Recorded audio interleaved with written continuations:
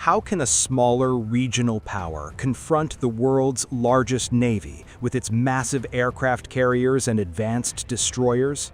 Iran's answer is not direct confrontation with the United States.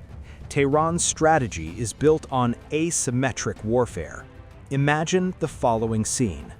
Two seemingly civilian vessels are moving near an aircraft carrier. Everything appears completely normal, but with the press of a single button, the door of a cargo container opens and a missile is launched from inside. These are Iranian-made anti-ship missiles, indigenous weapons that, despite their relative simplicity, still carry significant destructive power. Moments later, waves of low-flying drones and fast attack boats emerge from those same cargo ships. And of course, small submarines, so-called mini-subs, must not be overlooked. These submarines can launch torpedoes simultaneously. In a rapid, sequential attack, some of these threats may penetrate the defensive systems of a carrier strike group, potentially achieving a hit rate of around 10%. Such attacks may not sink an aircraft carrier, but they could damage it severely enough to make continued U.S. presence in those waters extremely risky. Now, let's examine 6 key tactics Iran is likely to rely on. The first tactic, swarm attacks.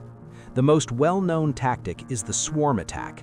The Islamic Revolutionary Guard Corps Navy operates hundreds of fast attack boats armed with heavy machine guns, rockets, and anti-ship missiles. The idea is simple but deadly. Instead of engaging a U.S. destroyer in a direct one-on-one fight, an encounter doomed to fail, dozens of boats attack simultaneously from multiple directions. The objective is to overwhelm the ship's defensive systems by creating more targets than can be tracked and destroyed at once.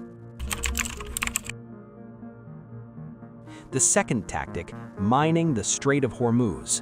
The silent killer, naval mines. The Strait of Hormuz is the world's most critical oil choke point.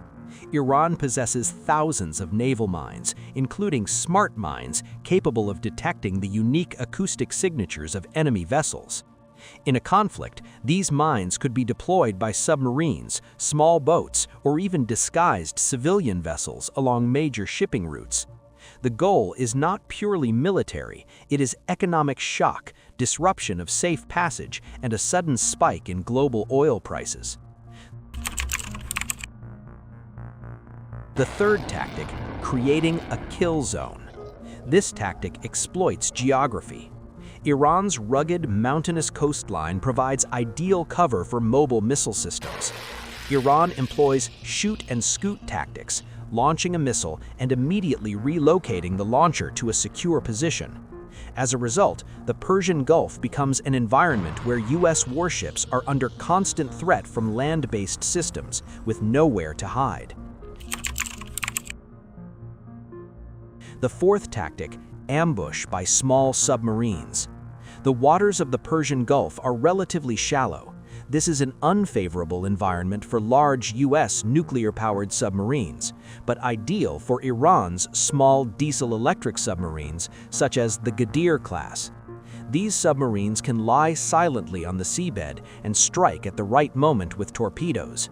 It is a classic ambush tactic designed to damage high-value targets like aircraft carriers and destroyers. Ghadir-class submarines, due to their small size and low acoustic signature, are extremely difficult to detect. They can be positioned at strategic points near choke points like the Strait of Hormuz. Equipped with heavy torpedoes and naval mines, they are capable of coordinated attacks aimed at the hulls and propulsion systems of aircraft carriers. A single successful hit could disrupt flight operations and sharply reduce America's ability to project air power in the region. The fifth tactic, drone warfare. The aerial threat cannot be ignored. Iran has made significant investments in unmanned aerial vehicles and has become a major player in this domain in the Middle East. In a conflict, drones are not merely reconnaissance tools, they become loitering munitions and suicide drones. The concept is to launch drones in large waves to strike radars, sensors, and flight decks, blinding fleet detection systems, disrupting air operations, and leaving ships vulnerable to missile attacks. The sixth tactic, strikes on bases and logistics. The U.S. Navy depends on ports in Bahrain and air cover from bases in Qatar to sustain operations. Iran possesses the largest ballistic missile arsenal in the Middle East. Its strategy includes large-scale missile strikes against these fixed and logistical hubs. The objective is not simply physical destruction, but the disruption of fuel supplies, munitions, and command infrastructure required to sustain naval operations. If U.S. ships have nowhere to resupply, they cannot remain in the Persian Gulf. In a direct confrontation, bases like El Udeid in Qatar, the U.S. Naval Support Facility in Bahrain, American bases in Iraq, and Al Dhafra Air Base in the UAE would be high-priority targets. This approach reflects Tehran's broader strategic doctrine: deterrence against U.S. military intervention, decisive retaliation if conflict erupts, and the consolidation of regional influence.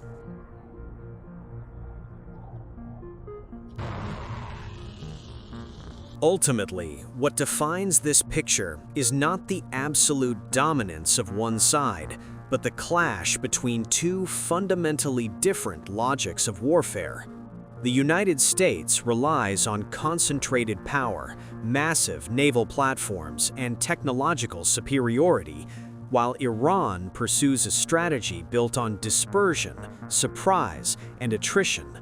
In such a scenario, the objective is not necessarily the destruction of aircraft carriers, but the raising of costs, the creation of operational insecurity, and the restriction of the opponent's freedom of action. The result is a battle space in which even the world's most powerful navy cannot operate without carefully calculating risk, where war becomes less about rapid victory and more about deterrence and crisis management.